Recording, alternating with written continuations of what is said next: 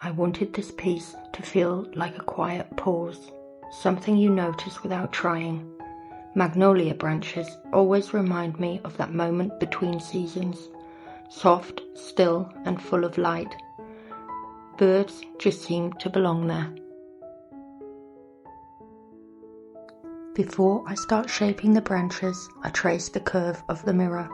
It lets me work freely on the table and make sure everything fits the frame without forcing it.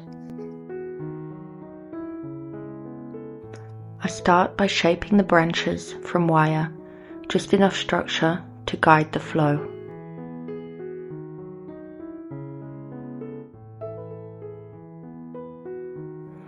Then I coat them in clay. I don't aim for perfection here. Nature never does.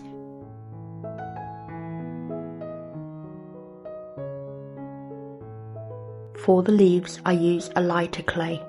Rolling it under foil keeps it from sticking to the rolling pin, while the texture comes from real leaves I picked at home. Magnolia isn't an option this time of the year, but these have a similar shape. After cutting them out, I thin the edges and let them dry with a gentle curve so they hold their shape without feeling stiff. I use the same clay for the petals, cutting them in varied sizes and shaping them in my hand. Some of them crack as I work, but I like what that brings. It feels like character, not a flaw. The birds begin as simple foil forms, fragile shapes that hint at what's to come. Coating them in clay, shaping the tail and wings, I think about how delicate garden birds really are. There's a softness to them, a vulnerability that makes their presence in a garden so precious. The song they sing at dawn feels like heaven-sent music, something fleeting yet unforgettable. As I add details with a fine tool and form the tiny beak, I try to capture that same gentle spirit. Small gestures that suggest life without forcing it.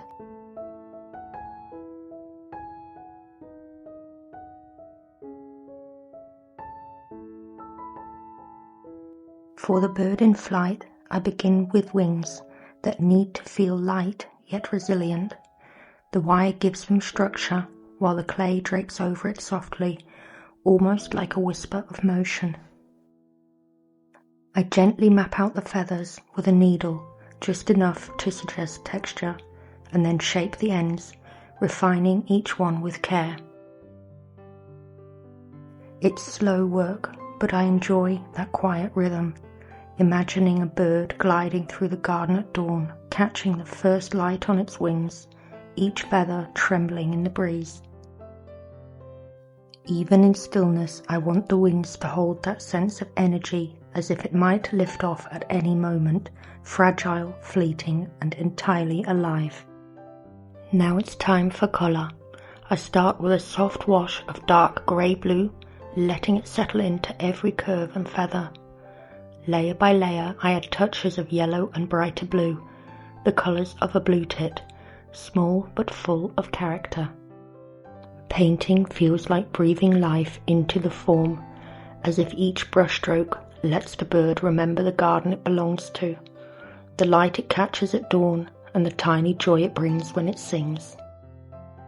I love that quiet connection to the living creature I'm trying to capture, studying the reference, noticing the way the light falls on its feathers, and letting that guide each mark. Next is the long-tailed tit, another tiny garden character. I start with the same soft wash, letting it settle over the form, giving the feathers a gentle base. Layer by layer, I add the subtle pinks, whites, and greys, following the reference closely, trying to capture its delicate, almost fragile presence.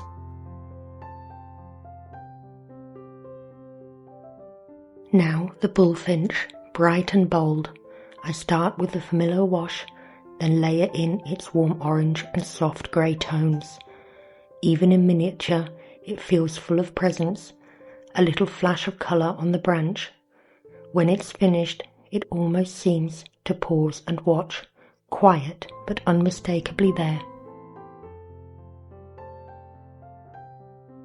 With the birds complete, I turn to the branches and leaves. Each stroke brings out the natural rhythm of the wood, the subtle curves, the gentle flow of the piece. I layer soft tones, letting light and shadow fall where they would in a quiet garden, watching the leaves come alive under the brush.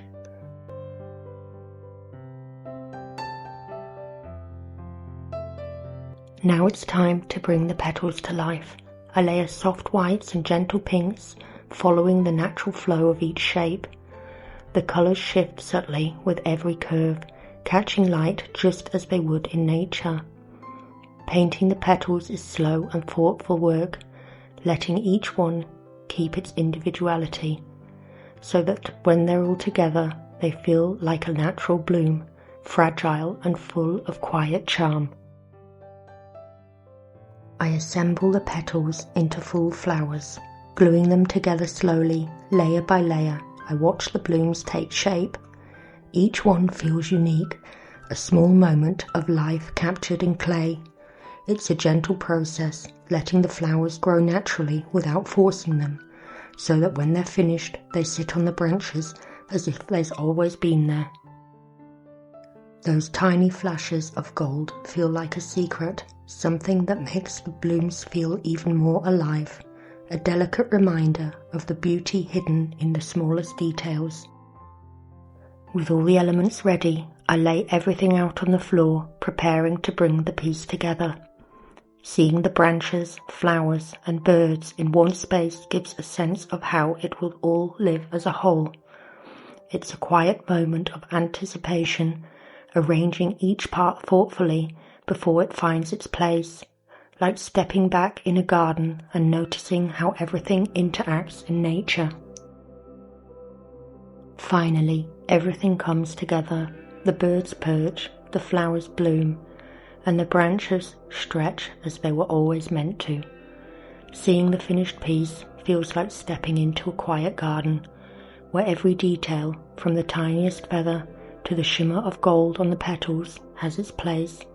It's a moment of stillness and joy, a reminder of the beauty in observation and care.